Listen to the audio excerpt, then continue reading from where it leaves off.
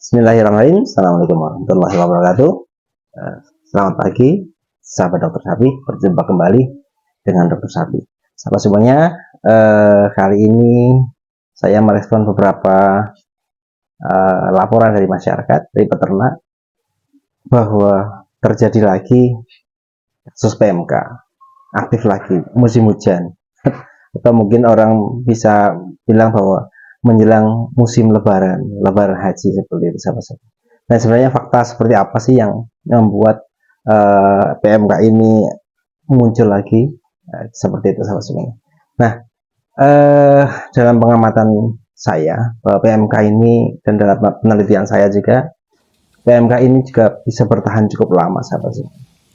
Antibodinya ataupun mungkin virusnya ini bertahan yang dalam penelitian bisa sampai 6 bulan atau bisa sampai dengan 1 tahun, sahabat semua. Ini yang membuat beberapa sapi-sapi yang pernah terdampak PMK ini menjadi karier, menjadi penular bagi yang lain.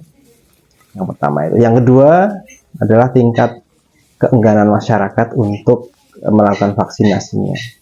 Karena mengingat beberapa sapi, contoh sapi-sapi dari bos Indicus, seperti sapi-sapi PO, gitu. Sapi-sapi dari India, sapi-sapi yang apa namanya Nelor segala macam ini, dia jauh lebih ringan ketika terjadi infeksi PMK, sehingga beberapa peternak yang mungkin tidak mengap ya sapinya terinfeksi PMK tapi ringan, itu menjadi tidak mau untuk dilakukan vaksinasi karena alasannya PMK tidak menyebabkan kerugian bagi mereka, seperti itu. Tapi berbeda dengan sapi-sapi Bos Taurus, Simmental, Limousin, seperti sapi-sapinya dari Eropa. Ini ketika dia terkena PMK, tingkat keparahannya luar biasa. Atau sapi perah, Friesian Holstein atau Jersey itu, ketika kena itu juga menjadi parah, sahabat semuanya. Sehingga kesadaran untuk vaksinasi mereka tinggi. Jadi kalau kita lihat mungkin beberapa daerah yang memang populasi sapi PO-nya cukup tinggi, ini cakupan vaksinasinya biasanya rendah karena mereka menganggap bahwa tidak terlalu signifikan kok menimbulkan kerugian di sapi-sapi PO. Apalagi mungkin memang sapi-sapi yang cenderung kecil itu ya, risikonya tidak terlalu besar ketika dibandingkan dengan sapi-sapi yang bobotnya di atas 100 kilo ataupun 1 ton seperti itu, sahabat semua. Nah itu. Nah, kemudian yang kedua, saya lihat dari beberapa yang ada di Kiat Vetindo, yaitu tentang penanganan penyakit kesiapsiagaan darurat penyakit mulut dan kuku yang dikeluarkan oleh Dirjen Peternakan Kesehatan Hewan 2022, yang menyebutkan beberapa hal. Dosis Indicus lebih ringan ketika terjadi infeksi PMK dibandingkan dengan Bos Taurus. Yang kemudian yang kedua, bisa jadi memang karena di lapangan kandang yang pernah terinfeksi. Jadi faktornya kalau infeksi ada 3, yaitu lingkungan, agen, kemudian hospes sendiri. Di lingkungan ada apa tidak, seperti itu. Kemudian yang kedua, di hospes masih ada apa tidak. Kalau di lingkungan masih ada, kemudian di hospes juga masih ada, kemudian agennya sendiri ada, itu bisa menyebabkan infeksi berikutnya.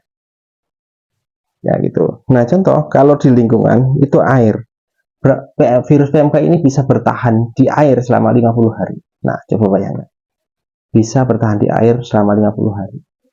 Bisa bertahan di padang rumput, di lahan penggembalaan itu 74 hari. Kemudian bisa bertahan di tanah bisa sampai 200 hari. Atau di lingkungan itu bisa sampai 200 hari. Di lingkungan kandang yang nyaman, yang lembab segala macam, bisa sampai 200 hari. Bahkan pada kondisi kayu yang terkontaminasi bisa sampai 398 hari. Udara di dalam kandang yang tercemar bisa sampai 48 hari. Nah, seperti dan seterusnya. Pada kotoran yang cair atau basah ini bisa 43 hari. Artinya apa, semuanya? Artinya infeksi ketika ada di lingkungan bisa bertahan cukup lama. Kayu yang kering itu bukan kita ngertikan kayu kena virus, enggak. Itu bisa di kendaraan, di bak, truk dan segala macam. itu ketika membawa sapi terkena PMK ini, virusnya bisa bertahan sampai 398 hari. Nah itu. Kemudian itu di lingkungan agen hospes. Nah kemudian yang di tempat lain bisa di tempat pakan. Contoh bahan pakan yang terkontaminasi brand itu bisa sampai 140 hari. Kemudian pakan-pakan terkontaminasi virus ini juga bisa menyebabkan penularan sampai semuanya. Nah, kemudian selain dari yang tadi itu adalah kontaminasi terhadap lingkungan, bertahannya cukup lama. Kandang yang pernah terinfeksi itu resikonya lebih tinggi. Apalagi kandang-kandang milik Belandek yang mungkin bisa wira-wiri masuknya dari virus tersebut, atau di lingkungan pasar hewan, contoh, atau di populasi yang besar seperti kandang peternakan sapi perah yang besar ataupun feedlot. Ini salah satu tempat yang mungkin cukup tinggi risikonya terhadap seeding dari virus tersebut. Nah, kemudian kalau sapinya sendiri atau hospesnya sendiri itu juga bisa bertahan sampai beberapa yang pengamatan saya sampai 6 bulan, ada yang sampai 1 tahun ini masih bertahan di orofaringnya dari sapi. Jadi ketika dia sembuh dari PMK tapi masih ada virusnya, ini dia berpotensi menjadi pembawa atau karier, menularkan ke populasi yang lain. Nah itu, sehingga apa yang harus dilakukan pencegahannya, apalagi momen-momen seperti Lebaran Haji ini atau yang lain, yang momen secara keseluruhan, sapi-sapi yang telah tervaksin di tahun 2023 kemarin segera lakukan vaksinasi lagi di 2024 ini. Apalagi sapi-sapi perah itu yang akan berlanjut panjang seperti itu. Kemudian sapi-sapi potong juga kita seperti itu. Sapi-sapi yang 2023 belum tervaksin lakukan vaksinasi. Seperti itu. Jadi jangan ada kerentanan lagi, jangan ada keengganan lagi untuk resistensi untuk vaksinasi. Sapi-sapi yang bunting juga harus dilakukan vaksinasi. Sapi bunting tua lakukan vaksinasi supaya ketika dia melahirkan kolostrumnya mengandung antibodi terhadap PMK. Sehingga begitu pedet lahir dia nyusu kolostrum dari induknya, disitulah dia mendapatkan kekebalan tubuh terhadap PMK dari kolostrum induk yang divaksinasi. Dan jangan sampai pedet lahir tanpa punya kekebalan khusus terhadap PMK. Jadi ketika pedet awal terjadi serangan PMK menyebabkan serangan di jantungnya, terjadi miokarditis, peradangan pada jantung, tingkat kematian tinggi. Tetapi kalau dia sudah mendapatkan daya tahan tubuh dari induk yang telah tervaksinasi, maka insya Allah dalam beberapa waktu dia akan mempunyai antibodi terhadap PMK. Nah, setelah sapi maka dilakukan vaksinasi seperti sahabat semua. Jangan resisten terhadap vaksinasi, jangan menolak terhadap vaksinasi, karena bisa jadi sapi-sapi PO yang kemarin terinfeksi di beberapa daerah, sentra-sentra sapi PO di Jawa, di Gunung Kidul, atau mungkin di Kabumen, atau mungkin di Blora, itu ada beberapa sapi-sapi PO mungkin yang mereka kemarin tidak divaksinasi padahal dia terinfeksi, bisa jadi dia menjadi pembawa seperti itu sahabat semua. Nah, itulah pentingnya lakukan vaksinasi.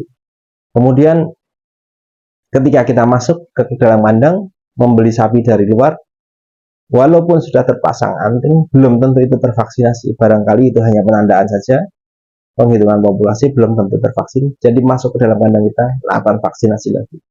Kalau jatah vaksinasi dari dinas, dari pemerintah sudah terbatas, kita nggak mendapatkannya, maka lakukan vaksinasi secara mandiri.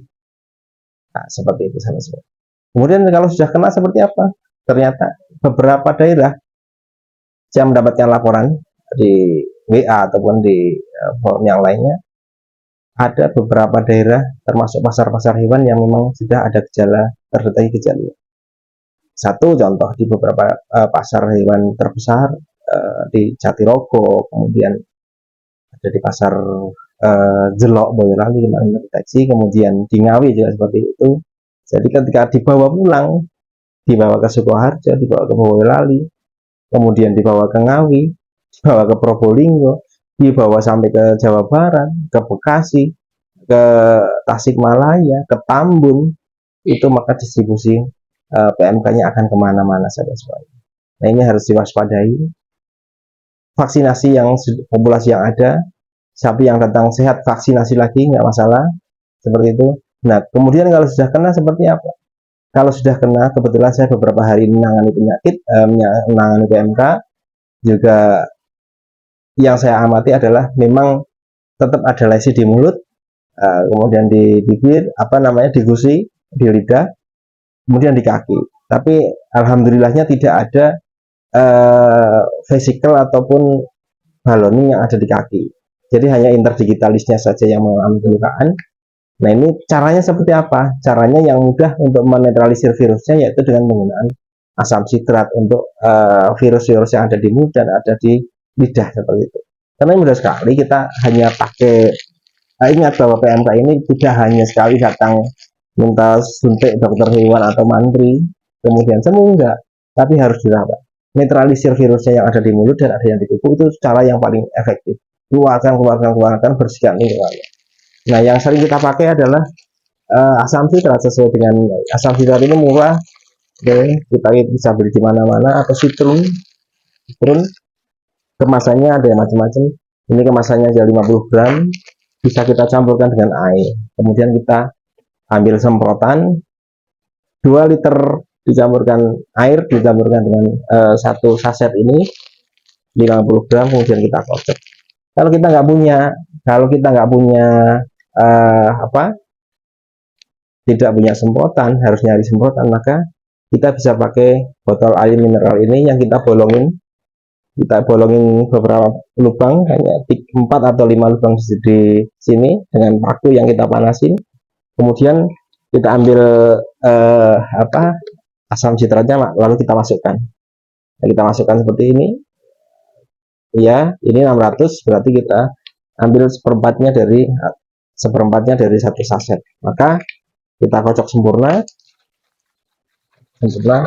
Nah, ini seperti ini sudah menjadi larutan asam sitrat 500 gram per 2 liter atau 250 gram per 1 liter, 25 gram per 1 liter. Baru ini kita semprotkan ke mulutnya si sapi, bukan diminumkan tapi untuk disemprotkan. Nah, kalau kita lihat semprotnya seperti ini. Nah, ini bisa kita semprotkan mudah, ini bisa kita lakukan penyemprotan. Nah, kemudian kalau untuk di kaki memang bisa kita bisa pakai asam sitrat juga, tapi lebih tepatnya kita pakai terusi atau super sulfat. Super sulfat warnanya biru, kita campur juga dengan air, kemudian kocok merata karena bentuknya kristal, jadi kita buat warnanya menjadi biru, kemudian kita semprotkan di kakinya, itu cepat kering. Nah, ingat PMK ini virusnya sifatnya akan mudah mati ketika terjadi sinar ultraviolet di siang hari. Jadi kalau kandangnya adalah kandang yang ternaungi, usahakan cahaya masuk. Atau ketika siang hari sapi ditaruh di luar supaya kena sinar matahari, itu akan mempercepat juga terjadi penyembuhan PMK dibandingkan dengan kandang-kandang yang sifatnya lembab. Angka kematian yang tinggi pada kasus PMK pertama salah satunya adalah kandangnya lembab tanpa sinar matahari ultraviolet tidak masuk. Tapi kalau kandangnya ada fibernya, ada sinar mataharinya, biasanya tingkat kesembuhannya cukup tinggi. Seperti itu saja. Berbeda dengan LSD. Kalau LSD kemarin justru tidak boleh kena sinar matahari, tidak boleh kena disemprot atau dimandikan.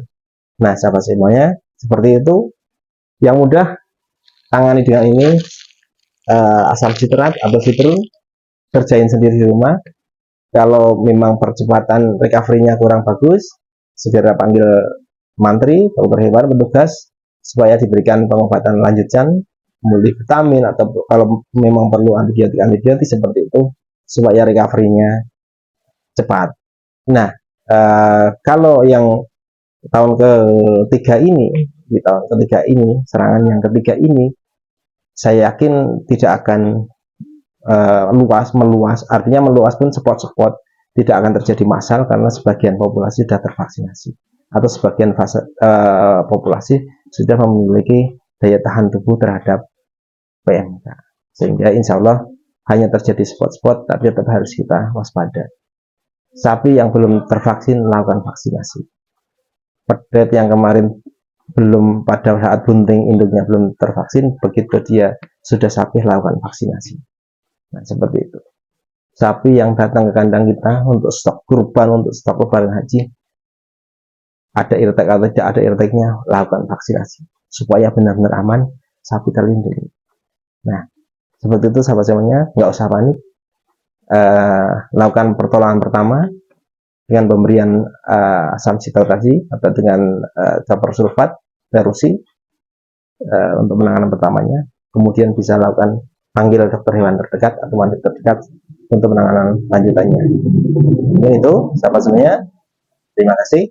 Assalamualaikum warahmatullahi wabarakatuh.